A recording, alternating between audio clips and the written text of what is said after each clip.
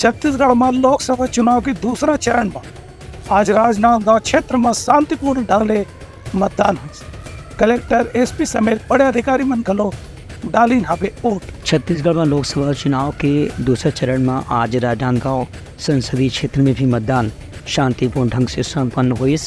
आज जिला के निर्वाचन अधिकारी और कलेक्टर संजय अग्रवाल मतदान केंद्र में पहुंच के अपन बारी के इंतजार करी और लाइन में लग के खड़े हुए के संगे संग अपन बारी आए के बेरे में ही मतदान करी। एक बाद सेल्फी पॉइंट पर जाके वह फोटो खिंचवा के लोगन मन ला मतदान करे के संदेश दी। ये मौके में मतदान केंद्र के आसपास सुरक्षा के कड़ा इंतजाम करे के रही से दूसर पुती राजनांदगांव के पुलिस अधीक्षक मोहित गर्ग अपन पत्नी के साथ में गुरु नानक स्कूल स्थित मतदान केंद्र में पहुंच के मतदान करी और लोगन मन ला मताधिकार के प्रयोग करे की अपील करी।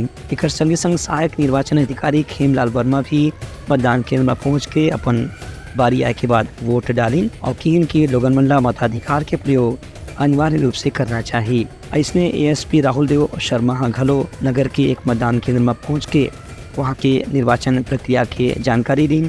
संगे संग लाइन में लग के अपन बारी के इंतजार करे के दौरान जब उनका नाम पुकारेगी तो वह जाके वहाँ शांतिपूर्ण ढंग से मताधिकार के प्रयोग करें। बताया गया है कि राजनांदगांव जिला के अंदरूनी इलाका में और सीमावर्ती इलाका में केंद्रीय सुरक्षा बल के जवान मन ला विशेष रूप से तैनात करे गई से ताकि कोनो भी किस्म के अप्रिय घटना ला रोके जा सके। Bureau report Uttarakhand news.